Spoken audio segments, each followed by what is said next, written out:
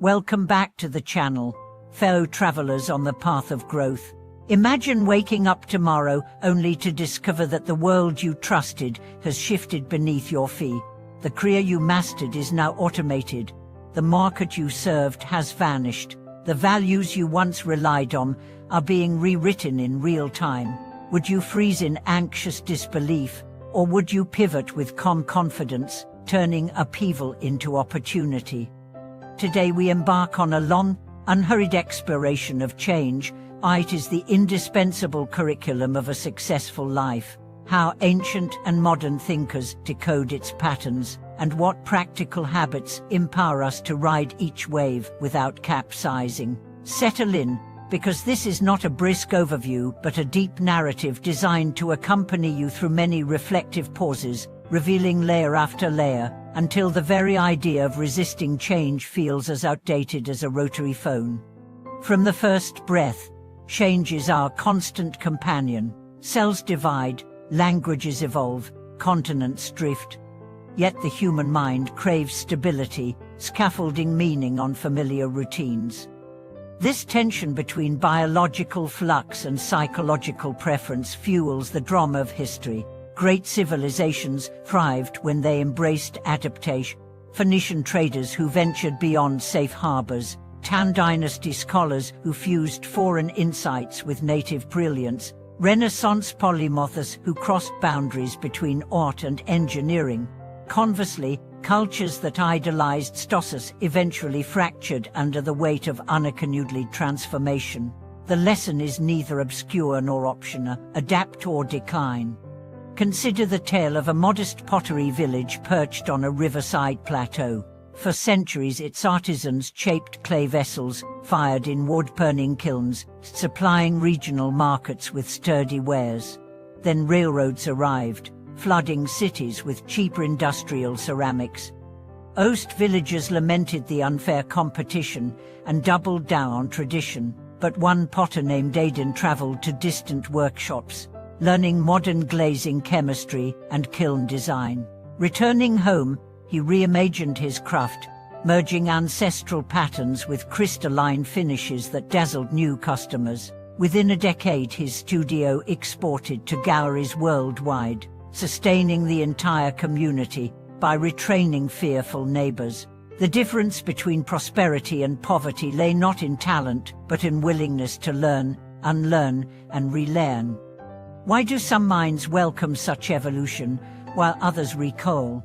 Neuroscience uncovers part of the answer.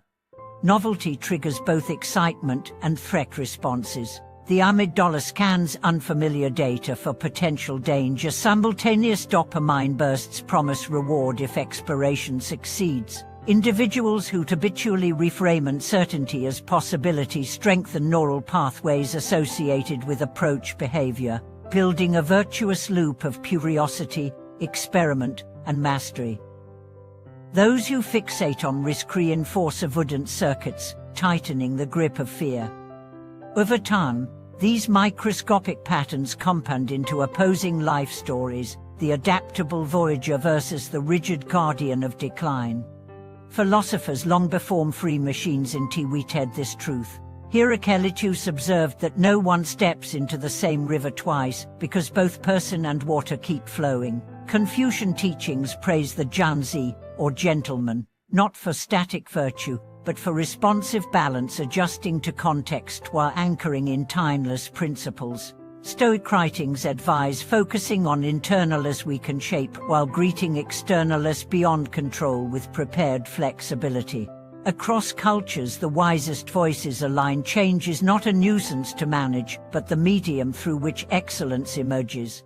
Fast forward to Silicon Valley, where startups iterate prototypes weekly, guided by the mantra, fail fast, learn faster. Business schools celebrate agility as strategic necessity, yet personal lives often lag behind, bound by hidden script. The comfortable job that stifles growth, the relationship sustained by nostalgia rather than vitality, the worldview inherited from childhood but never audited. Gentleman wisdom invites us to extend professional innovation into private realms, transforming every routine into a living laboratory. Wake each morning and ask, which habit requires an upgrade? Which assumption needs retesting? Which fear conceals a doorway to new skill? Practical stories illuminate these questions. Take Maya, a mid-career attorney weary of billa culture. She sensed legal tech disrupting her niche, yet dismissed coding as the domain of youth. One evening she stumbled onto an online tutorial, amused to discover parallels between logical clauses in contracts and conditional statements in code. Her curiosity blossomed into nightly study, weekend hackathons, and eventually a hybrid role designing automation tools that freed colleagues from drudgery. Clients hailed the efficiency, partners expanded offerings. Maya's willingness to pivot turned looming obsolescence into leadership. Contrast her with Daniel, a talented photographer whose livelihood depended on wedding events. As social media influencers demanded dynamic video reels, Daniel scoffed, clinging to still imagery. Bookings dwindled. Rather than learning motion capture and editing, he blamed economic downturns. 5 years later he managed a small print shop, eking at a living far below his original potential. The divergent fates of Maya and Daniel underscore a simple yet unforgiving equation perched on a riverside plateau. For centuries its artisans shaped clay vessels, fired in communal kilns, their hands guided by techniques passed down through countless evenings lit by ember glow. Generations prospered on the steady demand for water jars and grain urns, unaware that upstream a new dam was nearing completion. When the sluice gates finally swung open, river traffic slowed to a trickle, trade routes shifted, and the village faced a future no elder could decipher. Some masters insisted that the glory days would return if they simply waited out the disruption. Others abandoned their craft altogether, convinced that fate had spoken its final verdict. Yet a small group of younger potters chose a third path. They traveled to distant markets, studied emerging tastes, and returned with sketches of novel glazes and slender silhouettes favored by urban households short on space. They retooled their kilns for hotter, cleaner burns, experimented with pigments made from local minerals once deemed worthless, and forged partnerships with merchants fluent in the language of city boutiques. Within a decade the village's exports were smaller in volume but higher in value, and the reimagined kiln yards thrummed with fresh apprentices eager to blend heritage with innovation. Change had not spared them, but their willingness to greet it as teacher rather than tyrant turned a looming ending into a vibrant new chapter. The parable scales effortlessly to modern life. Each of us is a potter at the wheel of circumstance, molding identity and livelihood from the rock clay of opportunity, the dam of technological disruption, geopolitical shift, or personal upheaval will inevitably alter the river of commerce and culture on which we depend. Clinging to yesterday's molds may feel loyal, even noble, yet it imprisons us in nostalgia, while the horizon beckons with uncharted shapes. Embracing change, then, is less about restless novelty and more about humble dialogue with reality as it is, not as it was. What does that dialogue sound like in practice? It begins with curiosity, the mental posture that greets unfamiliar data, not as threat but as invitation. Curiosity asks, what else could this mean, and where might it lead if explored with patience?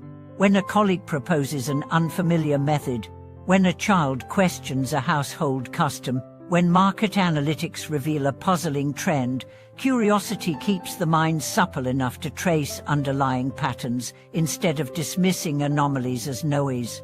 Over time, curiosity becomes the compass that orients action toward fertile horizons, while avoiding the mirage of permanent security. Next comes reflection, the gentle art of permitting experience to distill into wisdom.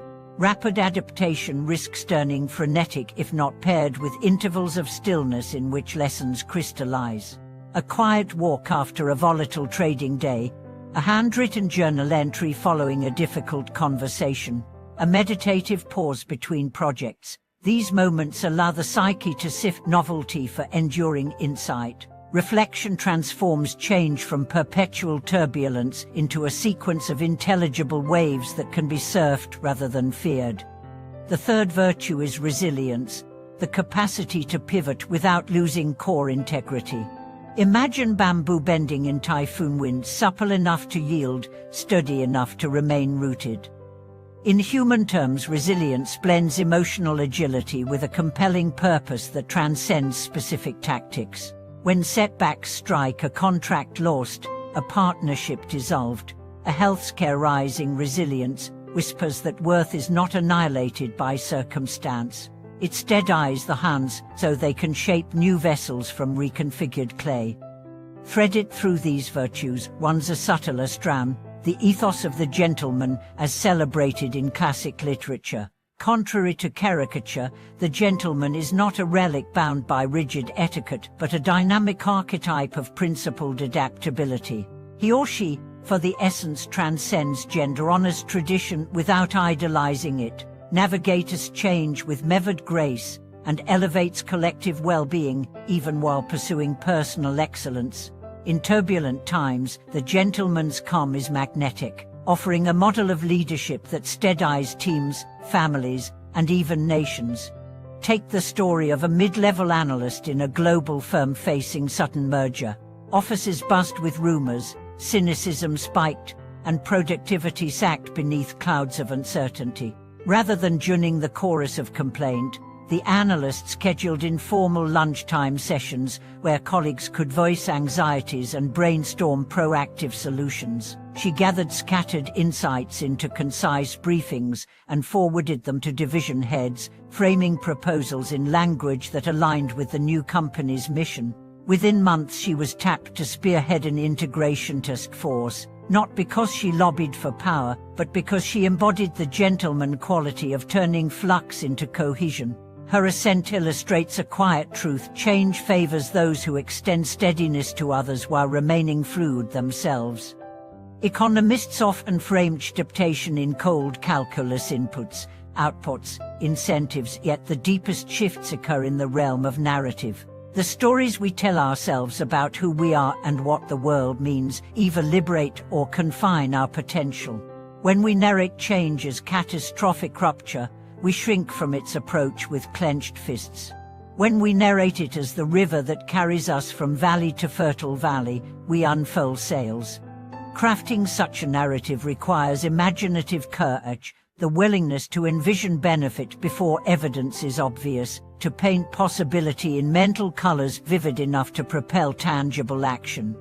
Education systems are beginning to recognize this narrative power. Progressive curricula now teach students to treat unfamiliar problems as design challenges rather than hurdles set by hostile examiners. Young minds trained this way graduate fluent in experimentation and iteration. They fail frequently but softly, because each attempt is framed as a prototype, not a verdict on competence.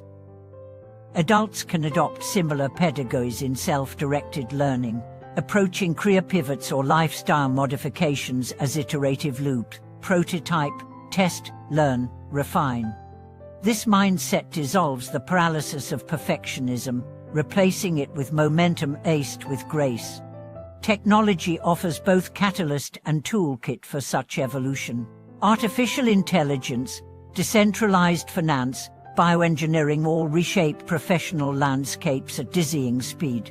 Yet the same technologies supply platforms for continuous reskill, micro-learning apps, global mentorship networks, collaborative labs that transcend geography.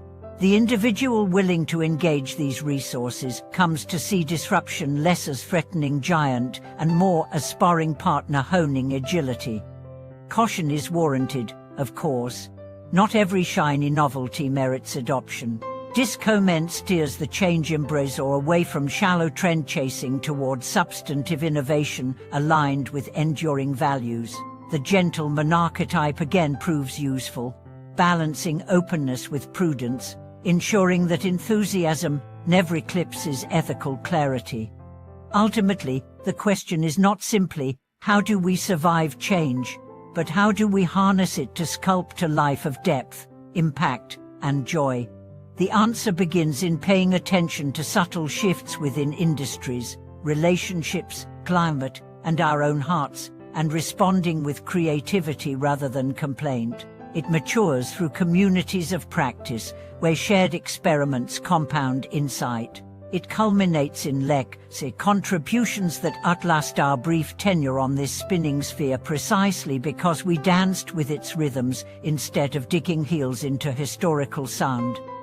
So, dear viewer, scan your current horizon. Where is the river already bending? Which cherished routines might be ripe for reinvention? Who around you is trying to voice emergent possibilities? And how might your curiosity, reflection, and resilience amplify their signal? Adopt the stance of the gentleman adventurer, steady spine, open mind, generous spirit, and you will find that change is not a storm to endure, but a wind that, with properly adjusted sails, carries you to realms grander than any static shore could offer. Thank you for watching this video.